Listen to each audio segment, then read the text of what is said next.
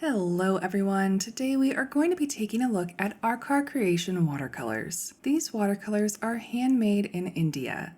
The owner and paint maker, Trupti Ratnaparki, sent me a large selection of their watercolors almost exactly a year ago, as well as several more earlier this spring. They are made with high-quality pigments, gum arabic, acacia honey, plant-based glycerin, clove oil, and distilled water. Most of the half pans have information written on all four sides, including the name Arkaar, the paint color, the pigments used, and the light fastness rating. They also include a magnet on the underside to adhere to a metal palette. Small batch handmade watercolors are different from commercially available paints, and I don't personally consider the two to be interchangeable. While I prefer to buy many of my staple palette colors and more modern pigments from commercial brands, I love using specialty watercolors from handmade paint companies, especially earth tones, which we will see a lot of today. I find handmade watercolors across the board to be easier to lift. This means that it's easy to lift mistakes, but it's also more difficult to glaze with them. They're usually best applied in 1 or 2 layers, as fussing too much with the washes or glazing can move the heavier hand-mold pigments around the paper unintentionally. When used confidently, the unique properties of handmade paints are well worth the higher price tag. At the time of recording this video, Arkaar watercolors are sold in half pans that range from $9.50 to $11 USD. They also sell handmade cotton watercolor paper and sketchbooks. As a note, these watercolors were sent to me at no cost to consider for a video, though all thoughts and opinions remain truthfully my own. I have used them for several paintings and sketchbook sessions over the past year to provide you with what I believe to be a well-rounded account of these paints. Today's video is primarily a swatch with me style video where I will be swatching the 100 half pans that have been sent to me. The purpose is to share the full color range and compare similar colors so that if you would like to purchase them, you can make informed buying decisions. I am not trying to tempt you into buying more paint that you do not need or cannot afford. With all that being said, we have a lot of paint to swatch, so let's get to it. All right, everyone, we are going to jump right in to these watercolors. Yes, this is slightly mismatched with what you're seeing because I have already flubbed up. I was going to make a joke about trying to remember how to talk while also painting and recording at the same time, and you know, this is where we're at. So our first color that we swatched is Lemon Yellow PY3. And it is, as you would expect, a nice lemon yellow to be. It isn't too opaque, it's nice and bright. Following that, we have Ben's Yellow PY154. Because I have so many of these paints, I'm going off of mostly what is written on the pans that were sent to me. So some of them have like the paint names. Actually, all of them have the paint names and Arkaar written on them, and most of them have pigment numbers. I did reference the website when it came to reference numbers that maybe were not written down, or I was confused about which pigments they were. But if there was a shortened name like this for Ben's Yellow, I just wrote Ben's Yellow. I didn't follow up to see if it was benzimidazole yellow or whatnot. So I just want to let you know the things that I have written down are what's written on the pans, just to try and make this as streamlined as possible since we have so many colors. Next, we have Hansa Deep. So this is Hansa Yellow Deep PY65, as you would expect Hansa Yellow Deep to be. And that is what we are finding here. It's a nice warm yellow, kind of looks like a Kraft macaroni and cheese. That's my favorite way to describe it. And for each of these swatches, we're just trying to put down somewhat of a gradient, and then I'm also trying to make sure we get some variegation in our washes, some extra water, so that hopefully you can see the full range of how they behave in a wash. Next, we have ISO Yellow, which is PY139. This is another warm yellow. It's going to be similar to the Hansa Yellow Deep, although this version is a little bit brighter. These even they could have been swapped. We have similar tones in the mass tone, but when we tint this out, it looks like we are getting a little bit brighter of a color, just a little bit more pep in its step. Drop a little bit more water in here, a little bit more pigment.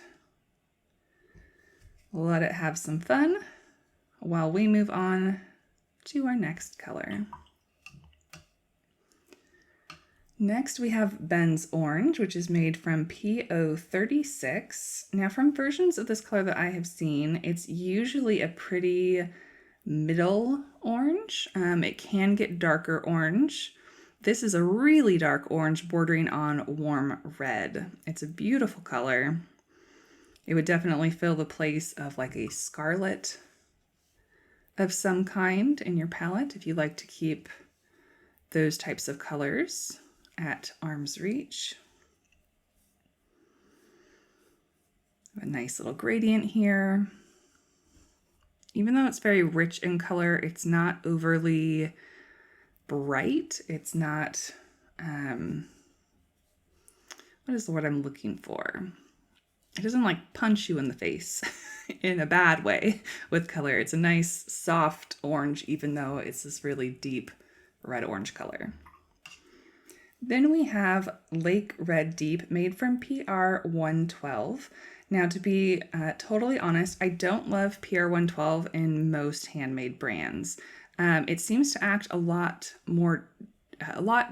different than it does in commercially made paints. I'm not sure what the difference is since I'm not a paint maker myself, but it usually ends up more granular and much more weaker tinting strength. So if you like those qualities, lower tinting strength and more granulation, then maybe look into some handmade PR112s. This one is also extremely cool. I've never seen a PR112 this cool before. In the pan, it looks pretty warm, but once it comes onto the paper, we get those nice cool undertones. Then we've got Quinn Rose. This is PV19. So we're expecting a nice bright magenta color, primary mixing color that is on many a palette. And this version is quite lovely. You can see just how strongly pigmented this one is compared to the 112. Now again, I don't think the 112 being lesser pigmented is Arkaar. I've seen that in like every, whoops. Okay, hopefully we will not have any more interruptions. What was I saying? This Quinn Rose is very highly pigmented. It is absolutely beautiful.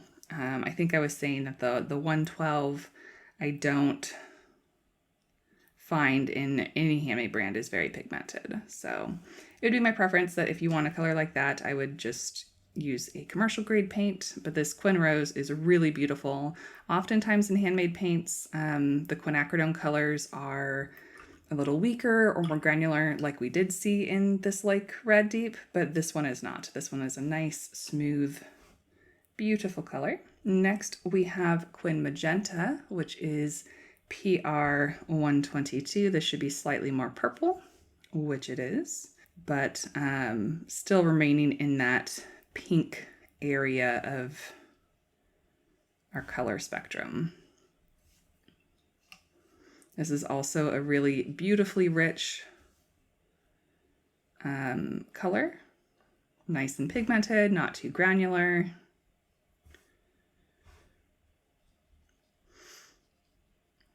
I do tend to buy the more typical pigments in commercial, regardless of how pigmented they are in handmade paints, just because I find them to be a little bit more economical, and I save my handmade money for like the really special, can't buy in a tube colors. But this is a really beautiful color if you want to go with all one brand of paint and you are looking at Arkaar as well. All right, next we have Orchid of Amazon, and this is one of those specialty colors that I just mentioned. It's going to be a little bit similar to Rose of Ultramarine, but from my recollection, this one is more pink. And I believe my memory has not faltered on me here. So as this dries, we'll start to see more granulation because it's a mixture of PV19 and PB28. Instead of ultramarine, it is using a cobalt pigment. And I believe that there are cobalt blues in a lot of the mixtures from this brand.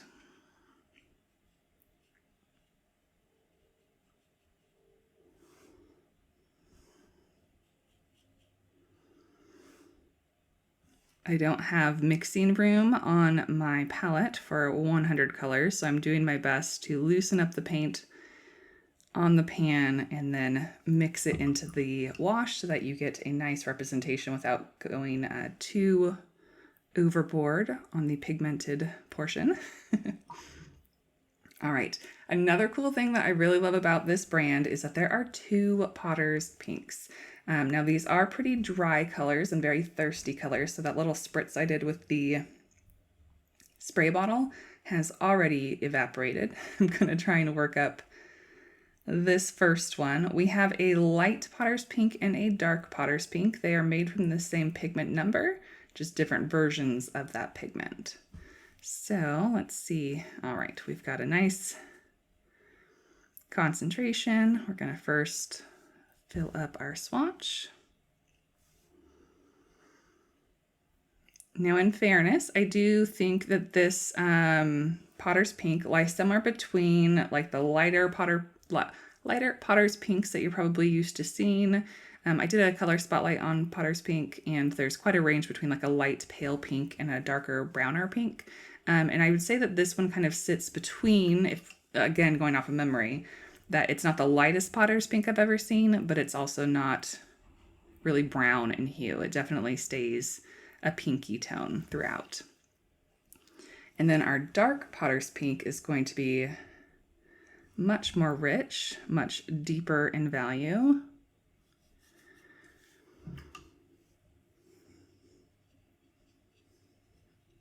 And I really love this color. It reminds me a little bit of Galaxy Pink from Schmincke, which is a super granulating color that includes 2 pigments instead of 1.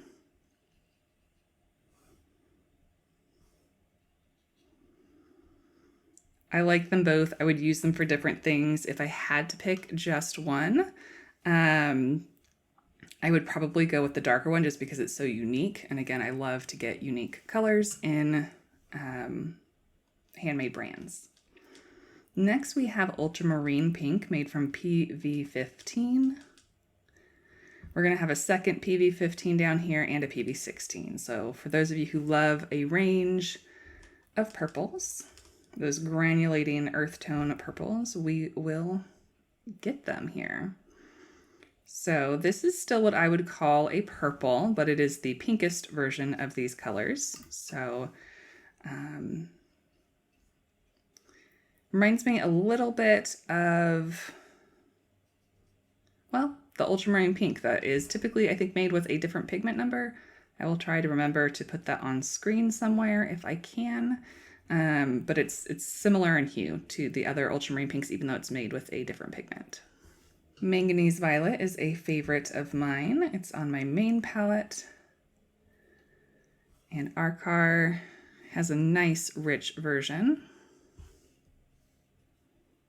You can start to see that Orchid of Amazon is really starting to granulate in the drying process.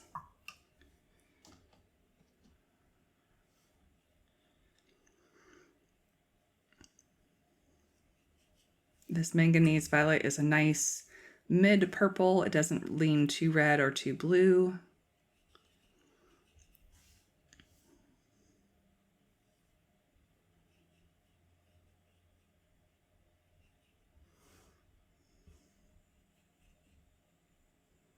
Then we have Ultramarine Violet, which we're back to the PV15. And I think this is the more typical hue for this pigment. I don't use a lot of Ultramarine Violet. I know a lot of them are pretty weakly tinted, weak strength, but this one is similar to the other colors that we've just been swatching. Has a nice consistency.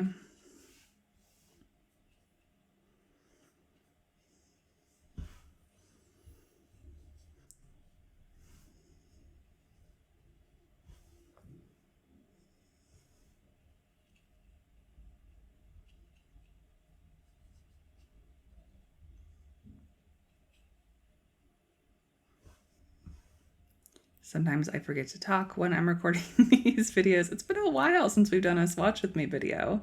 I would say this is definitely a cooler leaning purple, leans more towards the blues. So between the three of these, you can see there's a nice range of purples. And I think this one is actually getting even more pink as it's drying. So it's losing some of that initial purple hue that I was commenting on. Another really fun thing with this brand is there are two genuine indigos. One is called Cool Indigo and one is called Warm Indigo.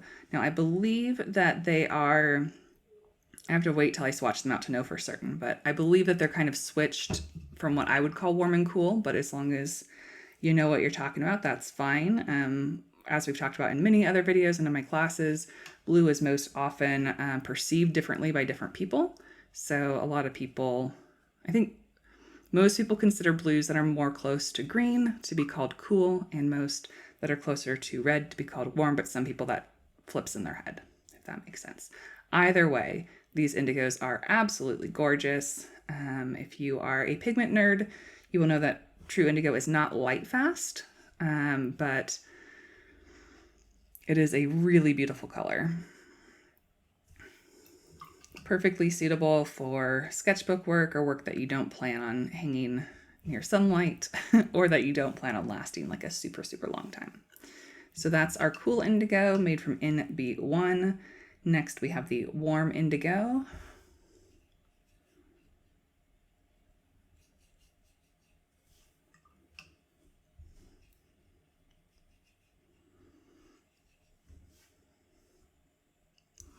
And yeah, you can see this, it's very subtle. Maybe it'll be stronger when it dries. I don't remember specifically, but the underlying tones of this are a little bit more yellow leaning, a little bit greener than this one.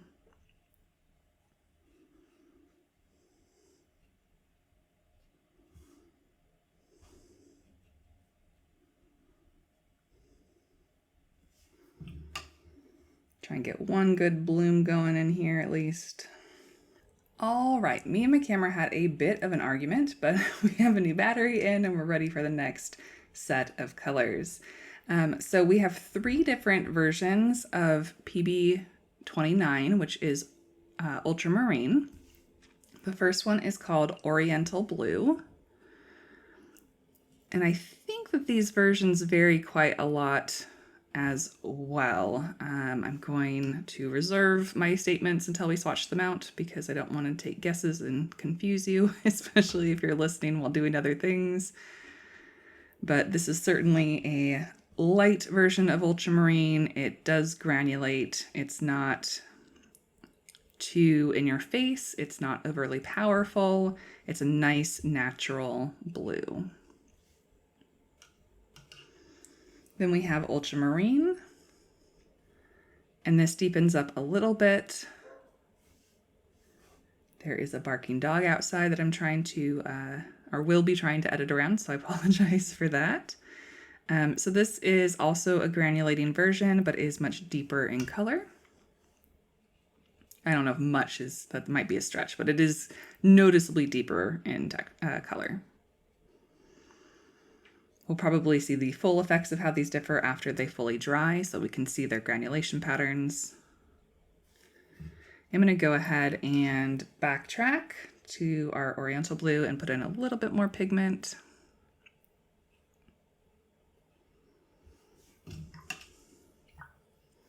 And then finally we have Ultramarine Deep. So as the name would suggest, this should be the darkest version that we've got. Let me mist a couple of our upcoming colors. I misted them all at the beginning, but we'll have to get to more, we'll have to redo the misting as we go, just because there are so many colors and it will take a while to get to them all. So this is the, what I would call warmest version. It's closest to like a purpley color.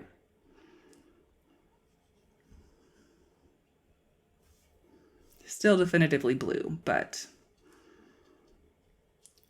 more red leaning than these other two. It's also kind of like the diluted versions are a little bit powdery feeling. I'm trying to find a better word for it because I don't want it to sound like it has like a filler in it. It's just like a very soft, wavy, floaty, I don't know, textury version. I'm going to drop in some more water here. Next, we have Cobalt Blue Deep, made from PB28. This is the only cobalt blue that I have. There also is a PB28 turquoise right below this. So we'll see how that one differs, but that's going to be a much brighter color.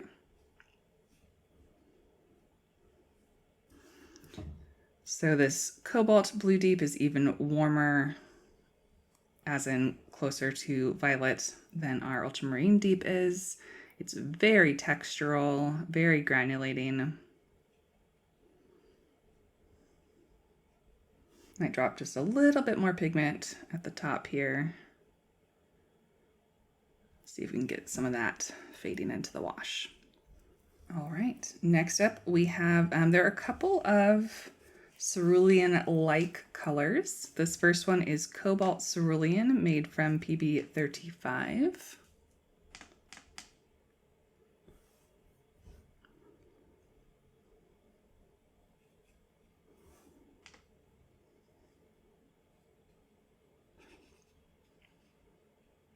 When I looked at the pans, unless I was reading them incorrectly, I think they're both made from PB35. I'll double check that during the edit and hopefully let you know on screen if that is incorrect. It is still very granular, but similarly to how like M. Graham has two different versions of cerulean and one is cooler and one is warmer, I believe that's similar to what we have here. The next version is still made from that PB35, but this one is very, in the pan, it looks like much lighter, considerably lighter, and we have that powdery vibe again, that really soft, gentle vibe. And again, I'm not implying that there's any fillers here. I don't think that's the case. It's just, I'm using it as a textural word here. So yeah, this one is much more of like a sky blue cerulean, a little bit more what I lean towards for ceruleans on my palette. So this is my preference.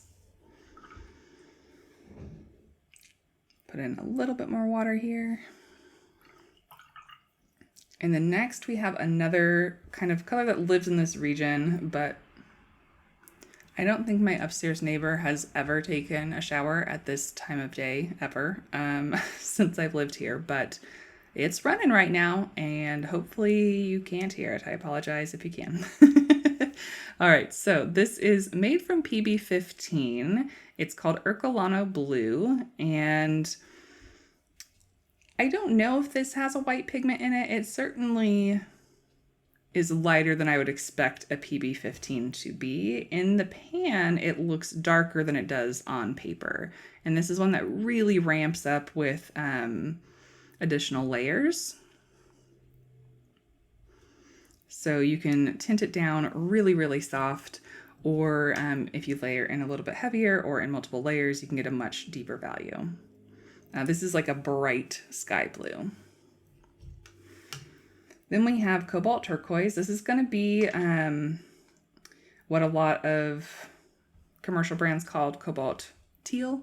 I don't know if we've talked about it on the channel. I've always thought it's weird that this color is called Cobalt Teal and like the darker version is called Cobalt Turquoise, because a lot of turquoise is this color. So I don't know. I feel like Cobalt Turquoise is an adequate name, but in any regard, this is similar to like the PG50 Cobalt Turquoises. I believe that M. Graham also does a PB28 version of this color.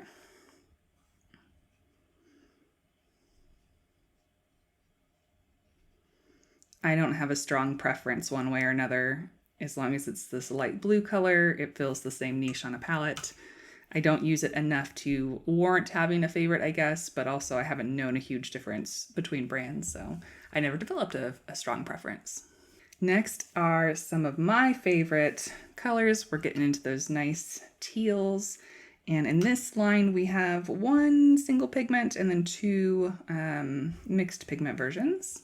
Cobalt blue-green is up first. This is a PB36. And this is similar to like a cobalt turquoise deep. It's maybe a little bit more on the green side, but it's absolutely gorgeous. Definitely one of my favorites in this lineup.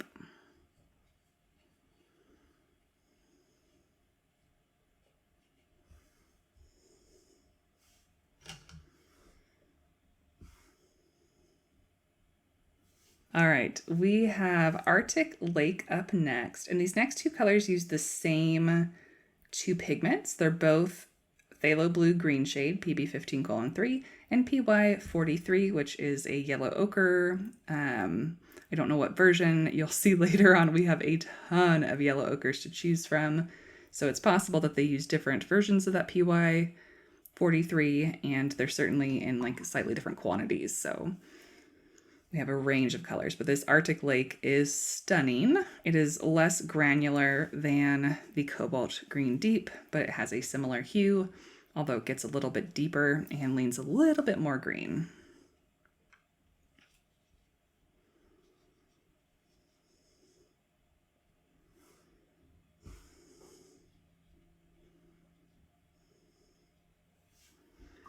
And then we have Jade. I'm used to Jade referring to a greener color, but I think that different versions of Jade can exist. This is, it is more green than Arctic Lake. I think they dry, I could be wrong about this, I think they dry a little bit more similarly than they look when they're wet, but we'll come back and look at them and see if that's true or if I'm misremembering. Entirely possible. It's such a beautiful color.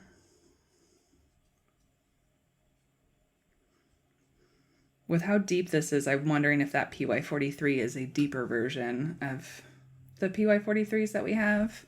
And there's certainly more of it because it's more of a green color than a blue color. So that would imply that there's more yellow in the mix.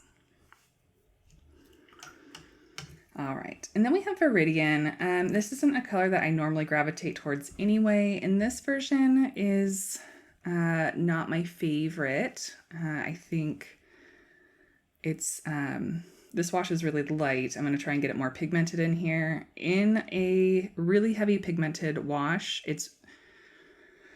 it likes to sit on top of the page, which most granular paints do. But that means that when you go back to like fuss with a wash, it's really prone to showing that fussing. So I would recommend this color for people who are very confident in their brushwork and aren't going to mess with their wet washes too much.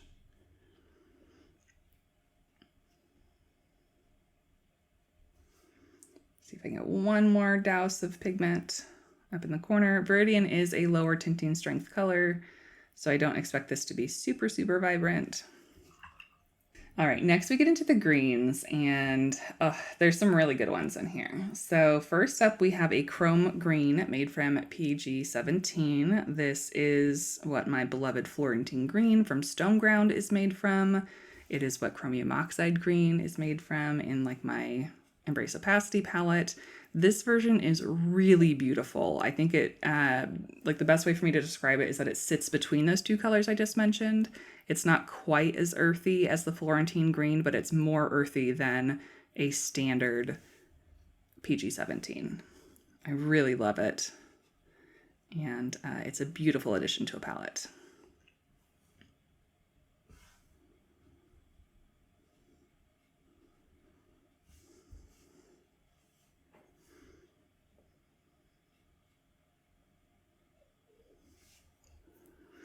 Then we've got Brilliant Green. Most of you know this is not my favorite color. It is a bright spring green, May green like color. It's just not one that I use very often. But if you love bright greens, then I say go for it. It is a Very yellow leaning green, and you can actually see that the yellow comes before the green on the pigment list. And this is made with PY3, which is our lemon yellow, and PG7, which is phthalo green. So made with a yellow and a green instead of a yellow and a blue.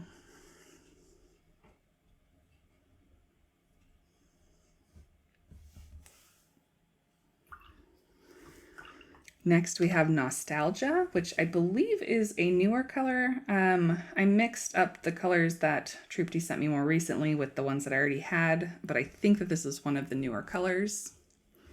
It is made from PB36, so that is probably our Cobalt Cerulean. I don't see it elsewhere on the list. As well as PR101, and that PR101 could be anything. There are a lot of PR101s.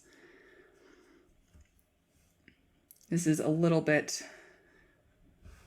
yellow leaning, so perhaps it was, an oranger version of PR101 rather than like a deep red, for instance. Hold on one sec. Got to keep these water droplets in check. But yeah, this is a really, really earthy borderline green color, I would say. It's like an olive green or like a greenish brown.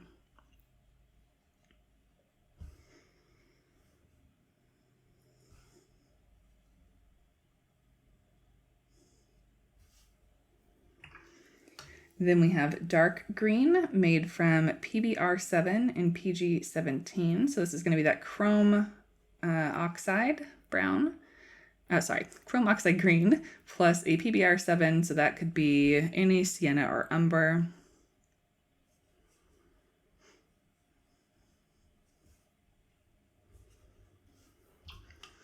Dark green isn't quite how I would describe this. It's a lovely mossy olive green. Both of these are olive greens, in my opinion.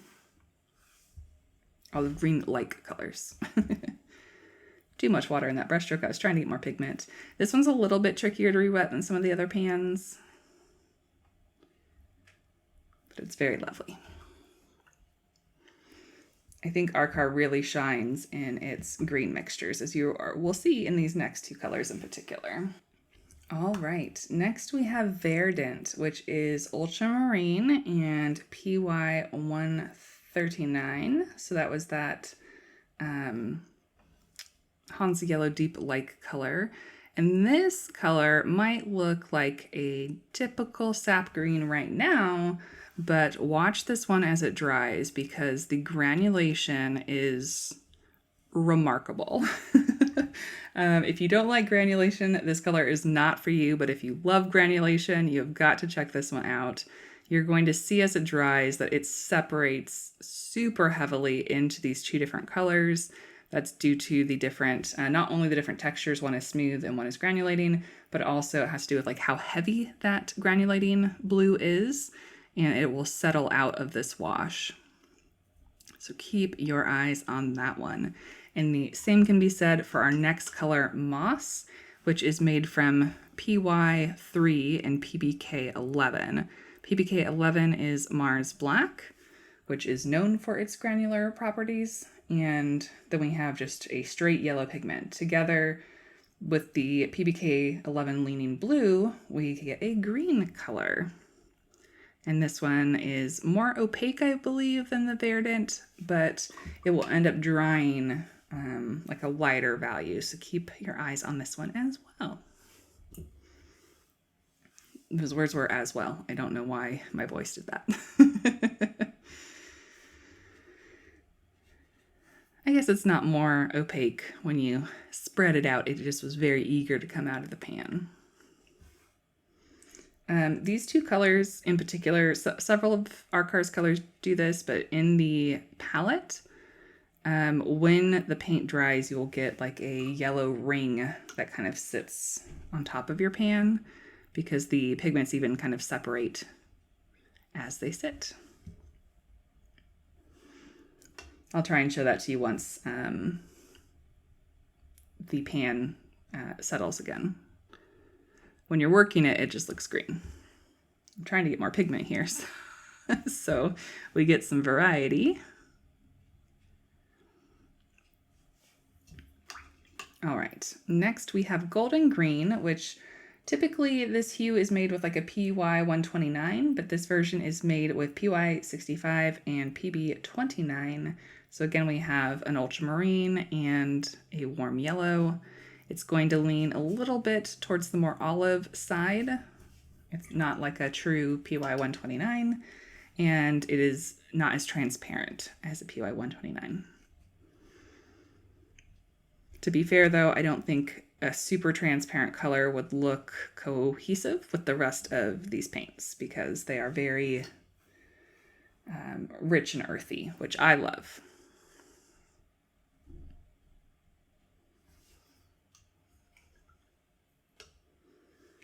Then we've got titanium orange. This is PBR 24. We recently had a new series, our limited palette series. If you missed that one, we used a PBR 24 as our yellow in a limited triad. This version is more orange than the other ones that I've seen. Usually this color leans a little bit more yellow.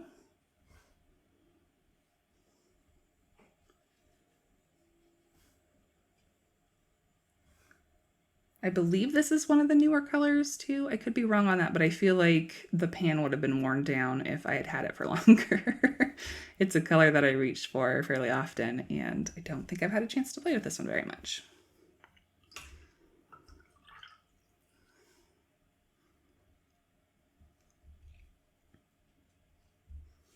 Just trying to add a little bit of water to get it to bloom without adding too much to overpower it.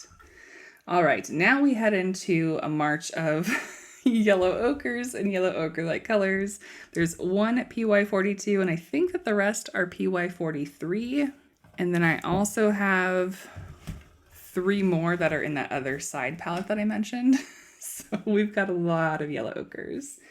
Let me mist this down, make sure we're all good to go. All right, first up is oxide yellow. This is the PY 42.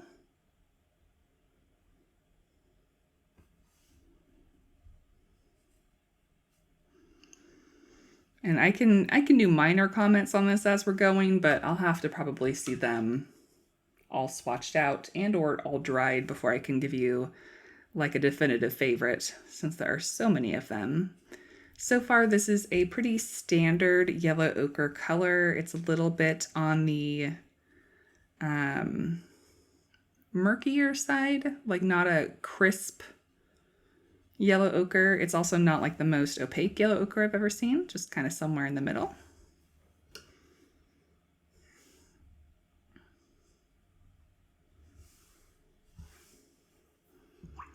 That verdant is starting to separate. It's not in its full state yet. Next, we have yellow ochre proper, which is made from PY 43, and this is a more opaque version. It's a little bit warmer and richer.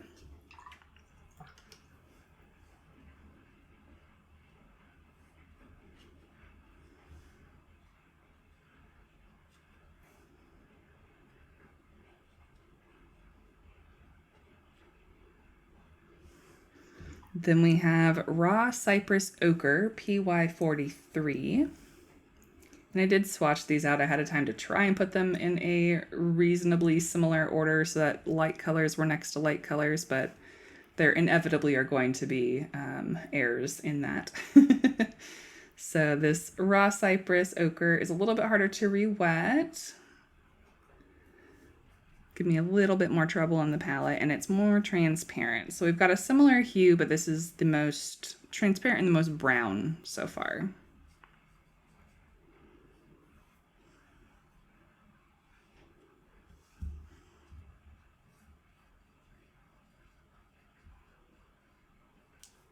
It really doesn't want to get more pigmented than that. I'll try one more time. So definitely a softer, more subtler color. I don't think it would have a very high tinting strength, so if you had a palette of lower tinting strength colors, that might be a good choice. Next, we have Mount Amiata Sienna.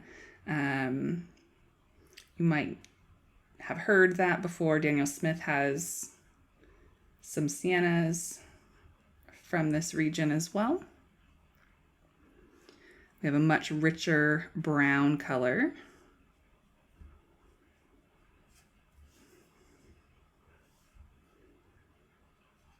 And I think this might granulate. We'll see in the final dried stage, but it has a little bit more texture than the other colors so far. It easily re-wets, wants to join your palette and play along.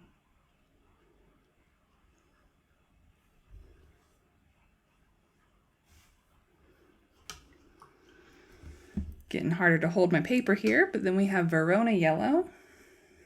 Trying to get it to re-wet.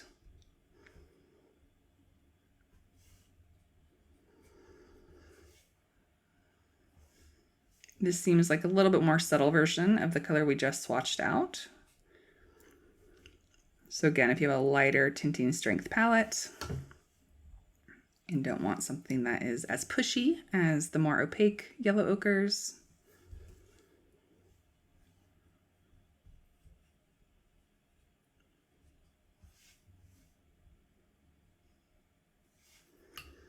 then we have Goethite. This will be a more brown and more granulating version if it is what I am expecting.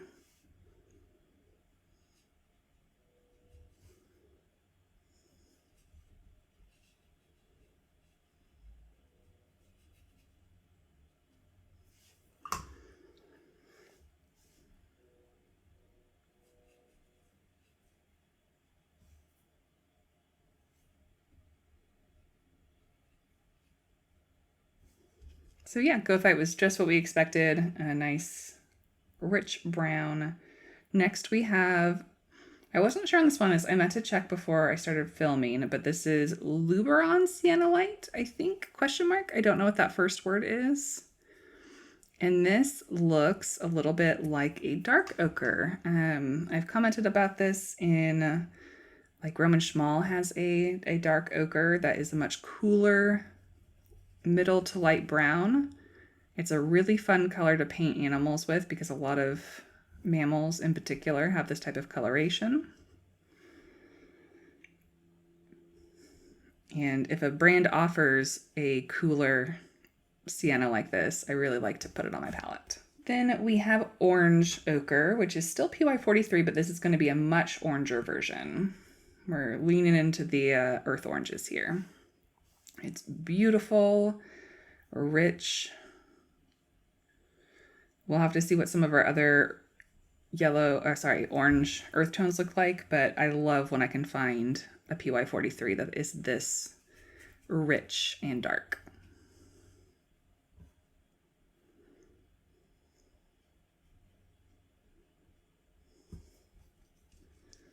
All right, let's set this aside, get out our second sheet. All right, up next is Orange Travertine, made from PR102. PR102 is often used for earth oranges, such as Terracotta from Da Vinci. I'm just going to spray these down again. This is another color that doesn't super want to re-wet. Just in the sake of time, I'm going to skip to Mars Orange and we'll come back to Travertine. Give it another moment to set in. This is Mars Orange. Oh, hey, it's another PY42. I forgot that there was another one hiding over here. I just couldn't put it with the other ones chromatically because it was so different. So along with the PY43 orange that I commented on, I just love it when you can find these earth yellows that are just so vastly different from the other ones. Just as a pigment nerd, I love it. So this is a really beautiful one to play with.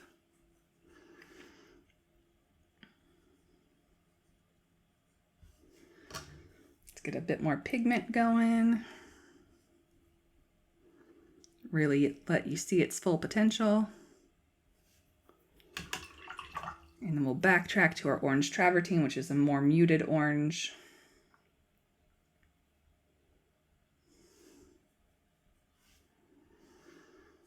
Getting the full range here. You can totally customize a palette with this brand depending on if you prefer stronger tinting strengths or weaker tinting strengths. I know some people don't love when paints are too pigmented because it's harder to control them. That's something that kind of comes with just use and feeling things out. But if you do like a less intense set of colors, handmades are often really good for that because you can find softer versions. Not that commercial versions don't also have options, but. All right, trying to get a little bit darker tones up here. Again, this one was a little harder to re-wet than some of our others. Next, we have Ercolano Red, which is where I've heard Ercolano before. The Ercolano Blue is a new name to me. I hadn't heard of that color before, but I like that we kind of have a pair here. This is very similar to our Mars Orange. I'm gonna lift up just a little bit of the Mars Orange around the name. And maybe let's put in a little bit of water. See if we can get it to bloom. I don't know how much water got put down there. Okay, Ercolano Red. Stay on track. I would have to do like a full color mixing study to know which of these colors was ultimately more helpful in painting. That's how similar they are. The Ercolano Red is less yellow, which would make sense with their names, of course. But I feel like when you get into especially handmade paints that just have this gorgeous array of earth tones, you just gotta go with whichever one speaks to you. Because having them all on your palette, while it's really fun to swatch them all out like this and help make informational guides for you, when it comes to my own palette, I prefer to pare down things and have a smaller working palette, because if I have 12 earth reds, they're all gorgeous, but I don't know which ones are applicable in the moment or which ones I should use, then I get stressed. So I love doing these swatch cards. I love seeing all these different earth pigments, but when it comes to actual practicing painting, I just wanted to let you all know that I do narrow things down, limit my options, because I find it less paralyzing when I go to start a painting. You can just go, okay, I need an earth red, and use the one that you have. Did I say the name? This is Patchouli Red. My apologies. I don't think I said that. Also a PR 101. Also very similar to these previous two. So I would say that this is the brightest version of these three so far. This is the most granulating and yellow. And then this version is a little bit deeper, heavier feeling, a little bit more opaque. And then next we have Sanguine, which is also PR 101. We have a lot of PR 101s coming up.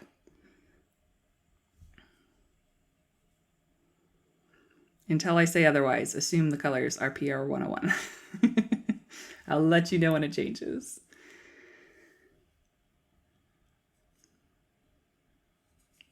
I'm guessing that some of these colors probably have a drying shift, so it'll be interesting to see after they've dried how big of a difference there are between them. If you have Arkaar paints at home, particularly these earth tones, let me know if you have a favorite out of them. Oops, I might have just used the wrong color for that. This is the correct color, so we'll just overpower what we put down. I specifically arranged this mega palette into mini rows of 4 so that it would be easier to keep track of where all the paints are, but still bound to make a mistake somewhere. Next we have English Red Deep. This is definitely the most red version that we've seen so far. All right, sorry, my camera stopped recording and I didn't catch it for 3 blocks of color, I guess. So we've got 3 colors here that range from like a deep English red, that's what it's called, English Red Deep, to more of our like deep Indian Red, Caput Mortem, and Violet Iron Oxide colors. All these are PR 101. This one is called Terracotta, but it's different from Da Vinci's version of Terracotta, which is more of an orangey color. And then we also have Mars Violet, which a lot of brands have a similar color that is similar to this hue. It is very granular, very useful in a painting. And we can keep going with our earth reds. We have Mars Crimson. And I think one of the things I said when I thought I was recording but wasn't is that a lot of these colors have really strong drying shifts. So they're going to look different when they dry versus when we're painting them wet here. So if you're looking at a color and you're like, wow, that's really red, it's probably going to dry more brown or more brown violet. And we won't know that until we see the final swatches. That is true of most dark PR 101s. It's not specific to this brand. This version in the pan, even the pan versus the paper looks a lot different. It looks very red in the pan, and on the paper it's more of that brownish violet. So I'm curious to see how this one dries and how it compares to the Mars Violet. Then we have Violet Hematite, also PR 101. This looks more brown in the palette. Very opaque color.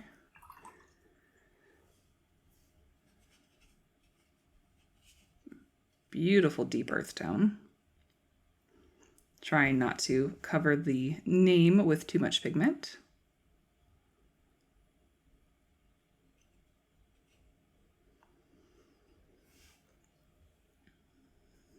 So hematite can range from brown to violet to black. I think in stone form, it's most often a black hue, and we can definitely see this darker pigmentation in the color. A lot of variation in this stone, even though it's a single pigment. Let's drop a little bit of water into this corner. Try and get some blooming. Next we have Indian Red, which is much darker and deeper than most Indian Reds from other paint companies, but given that this is an Indian paint company, did I say those words right? Most paint companies have a lighter version of Indian Red, but since this is an Indian paint company, I'm gonna say that they get to win on the naming convention. So this is much darker than you might expect for an Indian Red. It's similar to Schminke's version of Indian Red that is also called Caput Mortem, depending on what language you're using. And it'll be fun to see this one dry as well.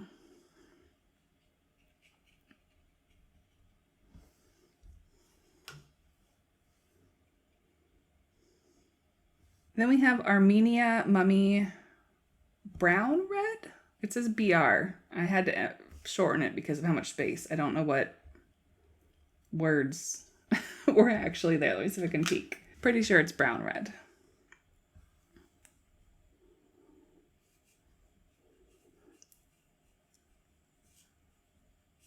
I think it's been a long time since I've looked at my Daniel Smith swatch chart. I think that Daniel Smith has a lighter mummy brown, but I'm not positive on that. Like mummy bauxite or something like that. Next we have Verona Red. Let me give another spritz.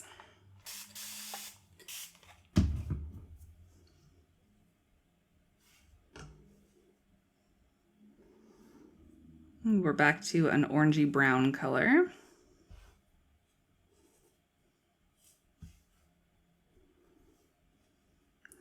I'm wondering if my thought process before was like oranges, violety reds, and then going back to some of like the more brown hues. That's all I can think of, but we'll see with the upcoming colors if that was what I was going for. Otherwise, I would put this in with the earth browns, earth oranges.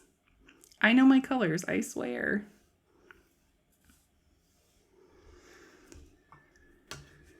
All right, next is Burnt Sienna Mont Amiata. Mentioned earlier, it's a common color that paint companies have been picking up lately from a particular region. This is indeed a burnt sienna.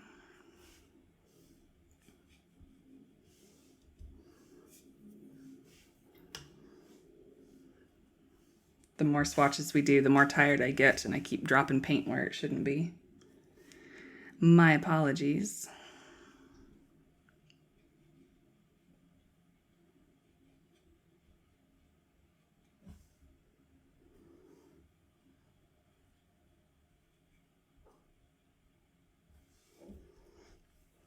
Next we have, I'm gonna say this wrong, I'm pretty sure because it's probably in another language that I am not fluent in, but Ardennes burnt sienna is how it is spelled in my English tongue.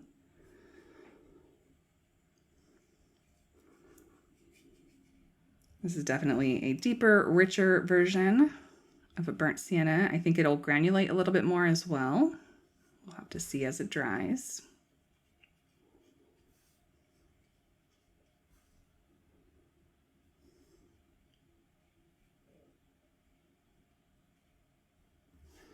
Then we have French Brown, PBR7.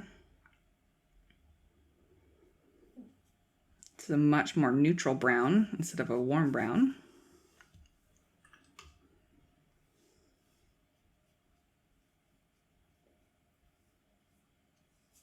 I really like that middle brown. It's kind of like a light burnt umber. Some companies have like lighter versions of burnt umber than others. This isn't as rich as I prefer my burnt umbers to be, but it's a really gorgeous color as its own thing. And then we have Sepia, which is not going to be as dark as a lot of companies. A lot of companies, it's kind of like a brown black. This is certainly darker than some of the other colors, but I don't think it's quite as deep as most mixes of sepia are, the 2-pigment, 3-pigment mixes that a lot of companies use. This is kind of like a more opaque version of a dark burnt umber, if I had to compare it to something. But again, we'll see when it dries. It might have a large drying shift. In fact, I think it does, if I am remembering correctly. Then we have Cypress Burnt Umber, first official burnt umber. Still made with PBR7, and oh my goodness, oh, it's gorgeous. Look at this color. So beautiful. This is probably closer to what I think most people would associate with the sepia, but it's frickin' gorgeous. I love it.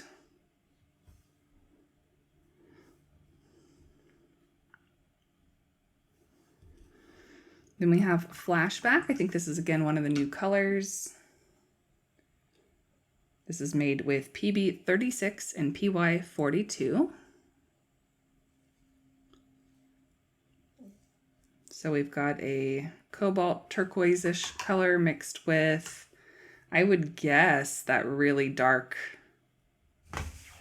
red PY42 to get a brown like this and not a green. That would be my guess, but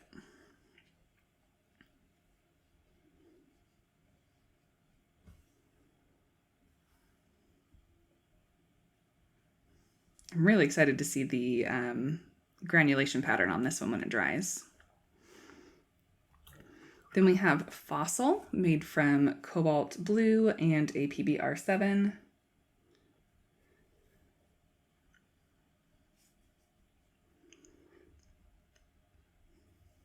This is kind of similar to the sepia at the beginning of the row, but less red. It's softer than the two we just swatched.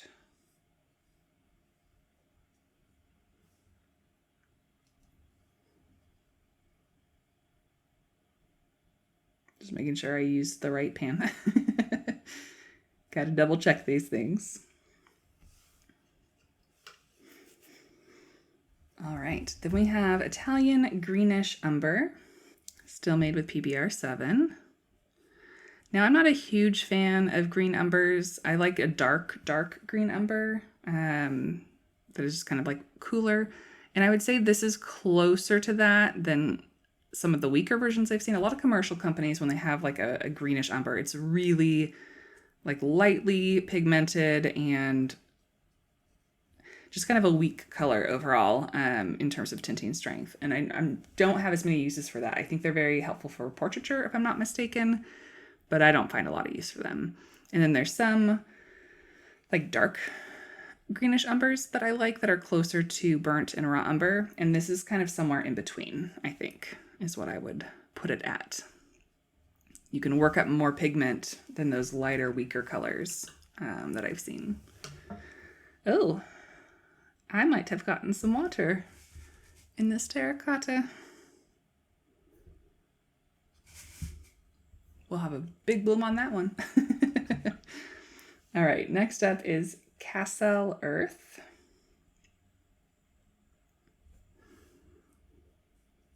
Ooh, this is nice. This is a sepia light color, but it's a single pigment. That is stunning. I can see this being really useful.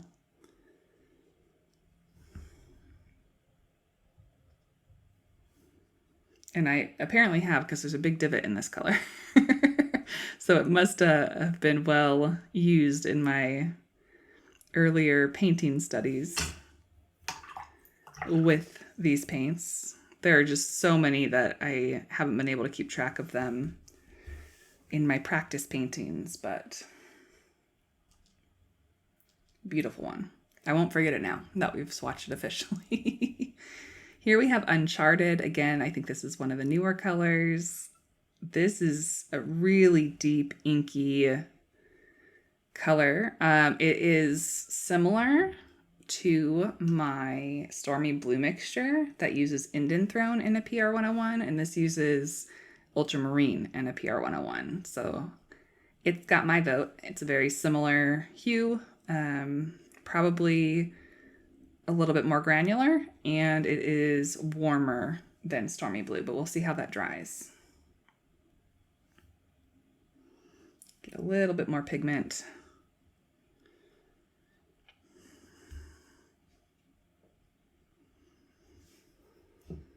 Then we have Metamorphosis, which I don't believe is one of the new colors. I think I've had this one for a while. This is Cobalt Blue and a PR101. Much more neutral, definitely a gray color. And I think we are indeed headed into our neutrals at this point. This is going to be highly granular. If you remember, that Cobalt Blue we swatched earlier was very granulating. Just want to make sure I get enough pigment to really show off those darker values.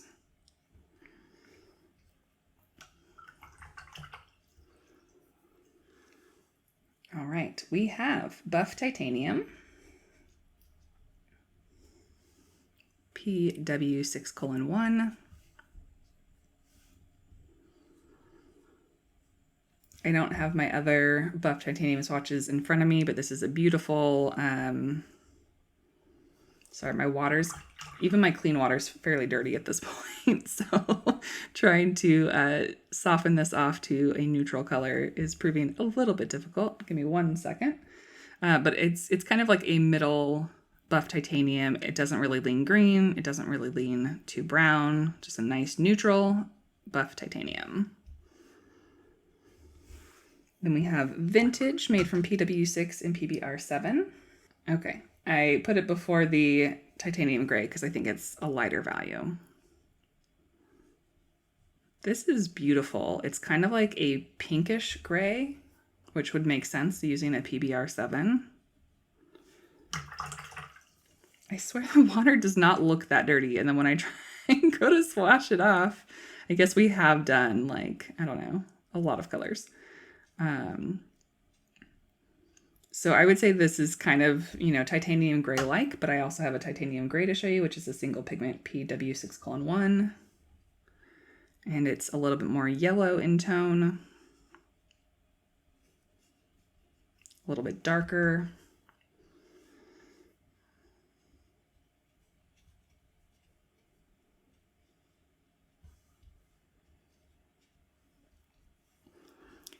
Then we have sphagnum, as in the moss, I'm assuming. And this is made from PY42, PBR7, and PW6.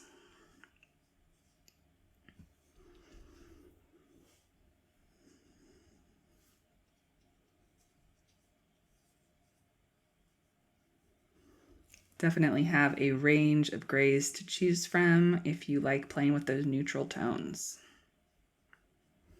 Next in our grays, we have Vintage Green, made from PY42 and PB29.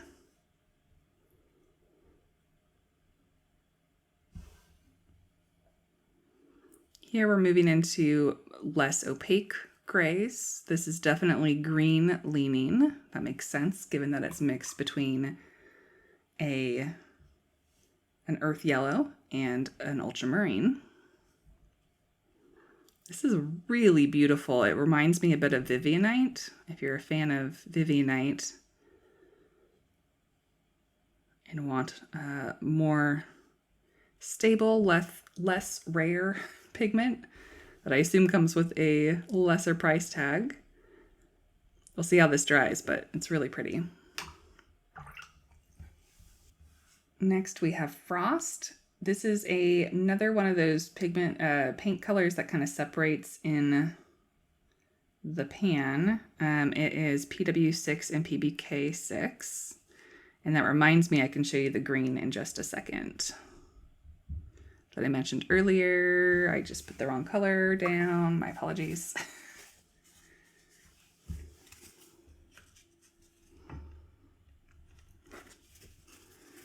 Let's do that again. This is a warmer gray.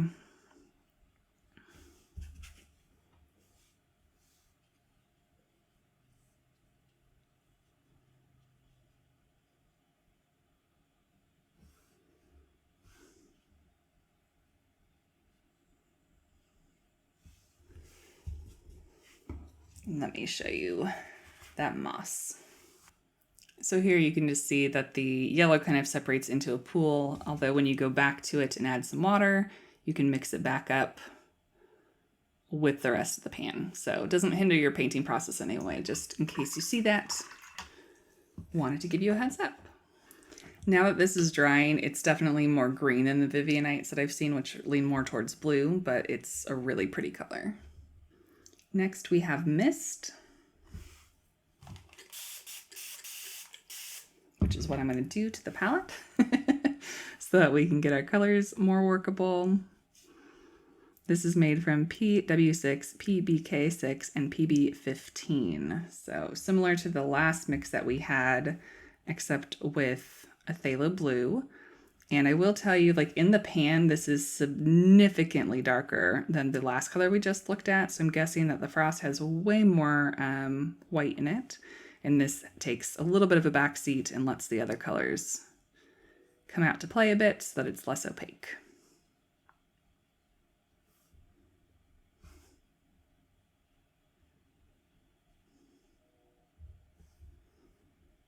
The next two I looked up translations for, and I might say them wrong, but first we have Saya, which means shadow. And it's made from PB29 Ultramarine and PY43, so one of our mini earth yellows.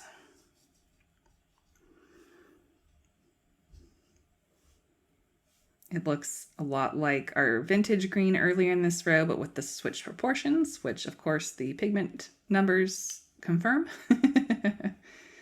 It's a really, really pretty, subtle gray. Then we have Saya, which means black, if Google Translate is to be trusted. This is also that same PB29 and PY42, PY42 instead of PY43, but ultramarine and an earth yellow.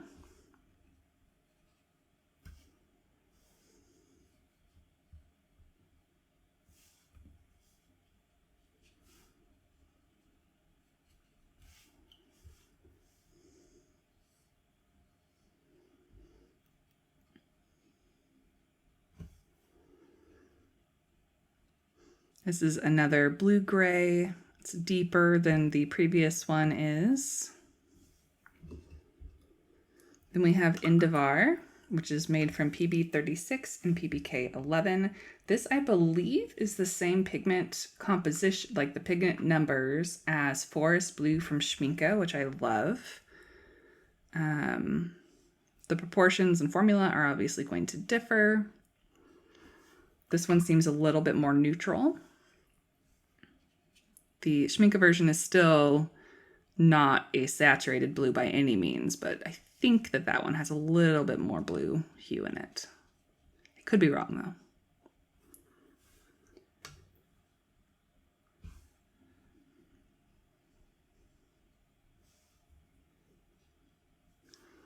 Then we have Shadow, which is made from PB29 and PR101.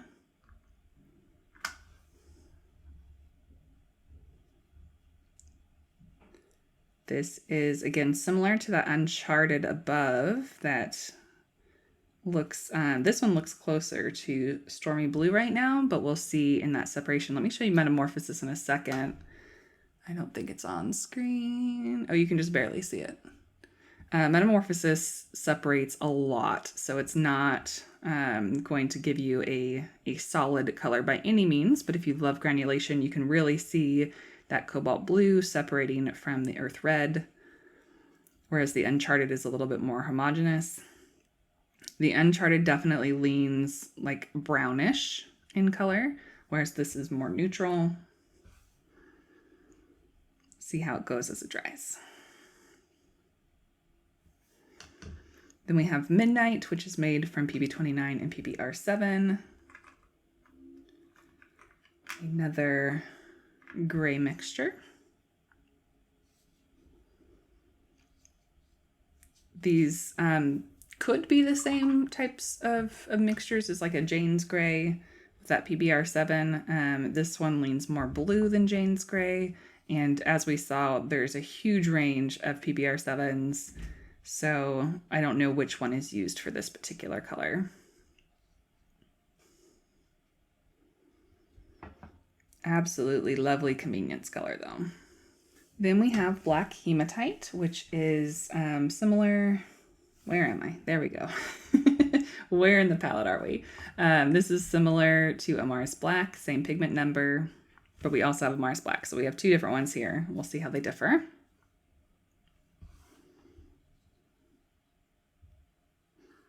This is a very neutral black.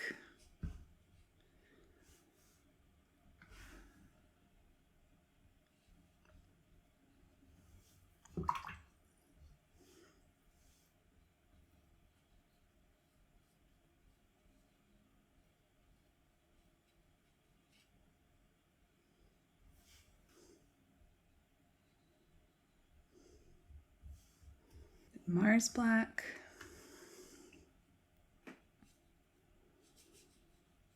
Similar hue, maybe a tad more yellow. And I think this version granulates less.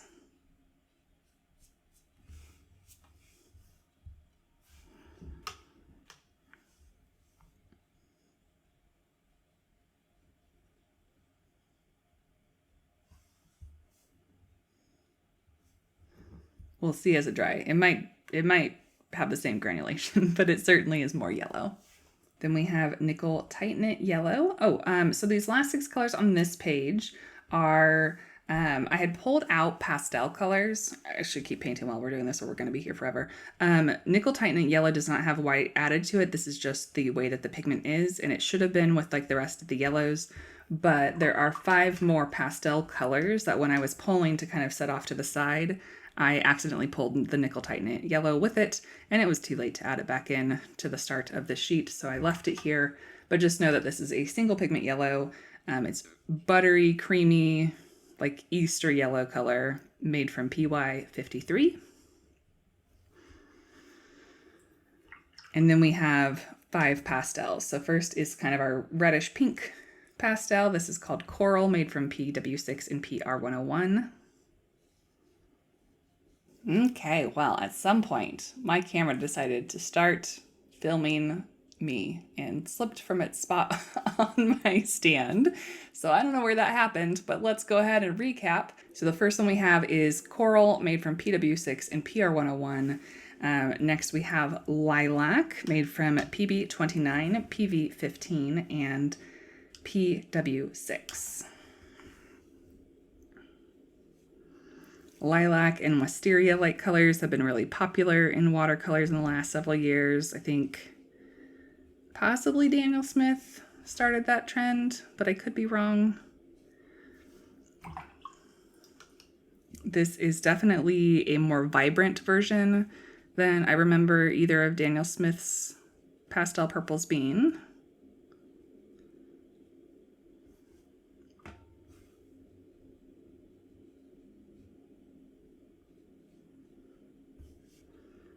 Then we have Pastel Indigo, which is a cornflower blue. A little less saturated maybe than a proper cornflower blue. It's definitely what the name says, it's Pastel Indigo. Nice, soft, desaturated blue mixed with white. Just like indigo, this probably isn't going to be very light fast because it includes a fugitive pigment, so just keep that in mind. Then we have Amazonite, which is PB36 and PW6, so this is going to be that cobalt turquoisey color mixed with white.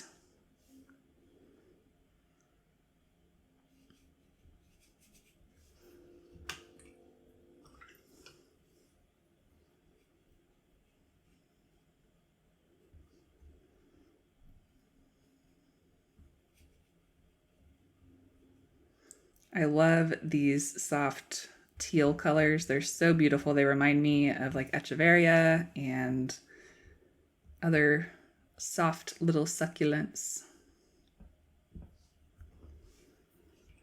Then we have Soft Green, which is made from PW6 and PG23, which I don't think we saw earlier as a standalone color. I could be wrong. But this is Green Earth.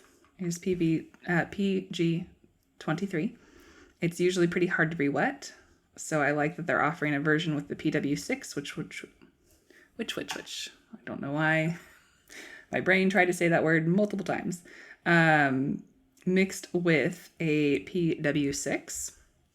It's easier to re-wet in the pan. Of course, it is going to make the color quite different than a standard Green Earth, but it's a really lovely little pastel. This can be for the rest of your succulents that are more green. All right, we have one more little sheet, so let's get set up for that. All right, our final 12 colors. First up is Lavender Blue, made from PB29, PV19, and PW6. So it must have a very, very small amount of both the Quin Rose and the white pigment, because this is still very ultramarine in color. It's a bit softer, a little bit less granular.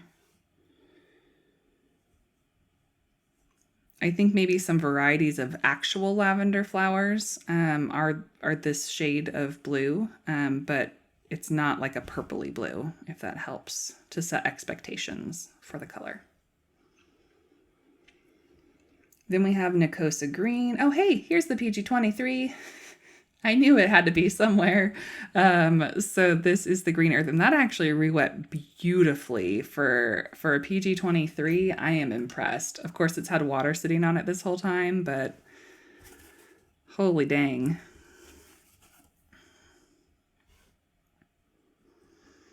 Still going to be a weaker tinting strength pigment, as it always is, but I'm really impressed with the pigmentation here. Another color that's really good for light tinting strength palettes.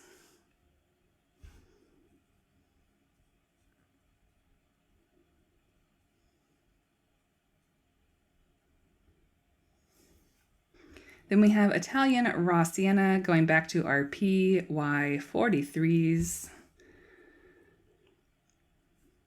This is a rich, kind of brown leaning color. I ran out of my, like the yellow tape that you see on the edges here, and I had to buy new tape, which is the ones that are in the center. And so far, 2 for 2, I have accidentally pulled water from the neighboring swatches, so I'm gonna have to be more careful with that. I don't know if it's just the way that the water beads on top of it or what, but just have to be a little bit more careful. This is a really beautiful yellow earth tone. It's soft, it's slightly granular. I really like it. Then we have Lemonite. This one is less excited to re-wet. It is going to be lighter in color, lighter in tinting strength, and a little bit more yellow leaning.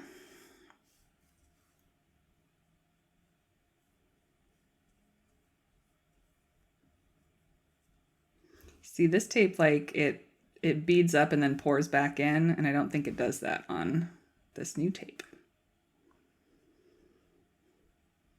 I've gotten lazy in my swatching. The tape is on to me. And we have Italian Brown Ochre, again with that PY43. Ooh, brown ochre indeed. So this is not a neutral color. It's certainly warm leaning. I would say that this is raw sienna adjacent. Like a very rich raw sienna that granulates.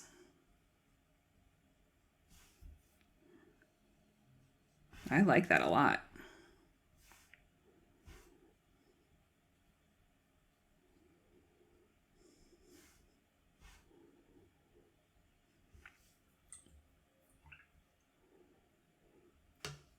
Then we have Cypress Raw Umber.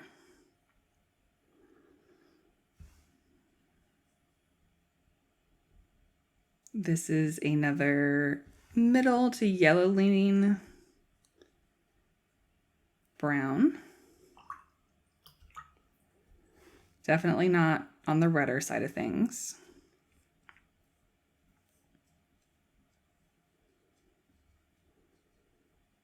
I don't think it's similar to any of the colors that I currently use, but it's a really nice one.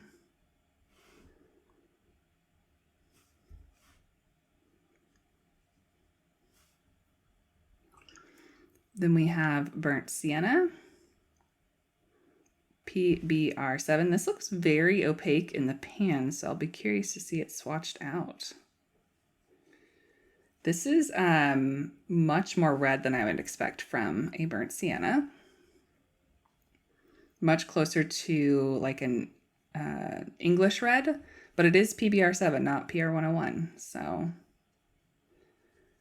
just goes to show how much those earth tones can vary depending on where they're collected from.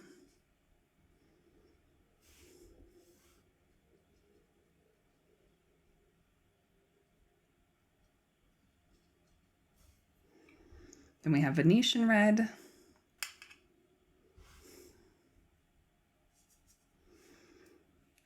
Which is even more red. Yeah, I mean, I guess next to the Venetian red, the burnt sienna looks more burnt sienna-like. All about relativity.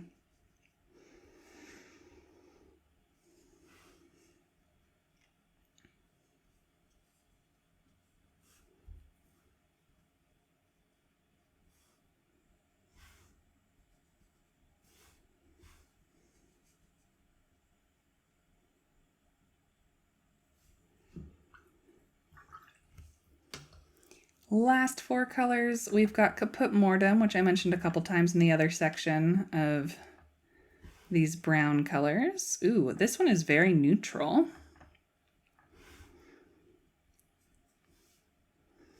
So the Caput Mortems that I've used from other brands tend to lean more red. I don't know historically what is more accurate for Caput Mortem, but this is another deep inky earth brown.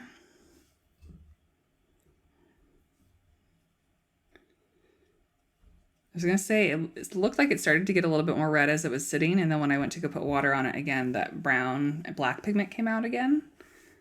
So I'm really curious to see how that dries. Then we have Das Scholas, I think, made from PBR7 and PB28. Again, that cobalt blue mixed with one of the PBR7s. This is your black pigment. I mean, unless it fully separates as it dries, this is the most solid black we've seen so far.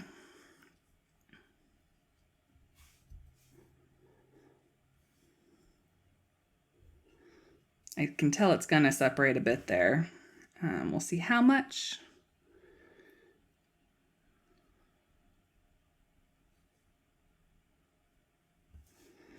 Then we have Rome Black. I had written Roman, but it's Rome Black, so apologize for the... What is a typo when it's not a typo? I misspelled it. This is gonna be a more brown leaning black. There's no pigment number listed, but I assume it's similar to like a vine black.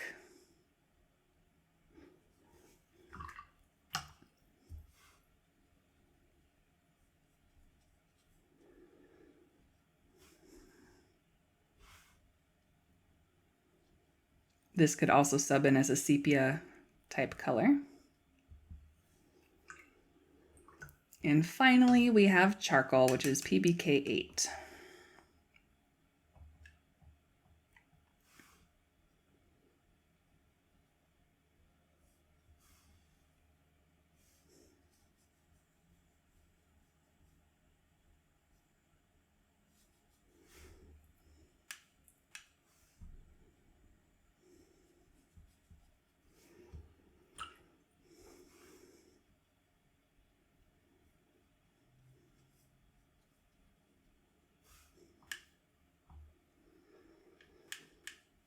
All right, so as I finish this up, I'm going to take a break for myself, let these all dry.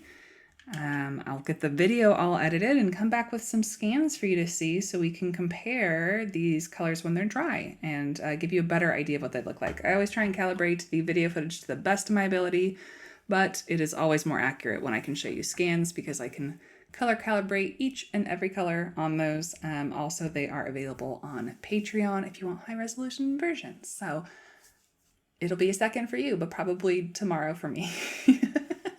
Here are the final scans. I spend hours color calibrating every single swatch to make sure that they're as accurate and helpful to you as possible. If you'd like to download the high resolution scans, you can find them available on my Patreon. Also on Patreon, you'll find my final picks for my main Arkaar palette, along with why I chose certain colors over others.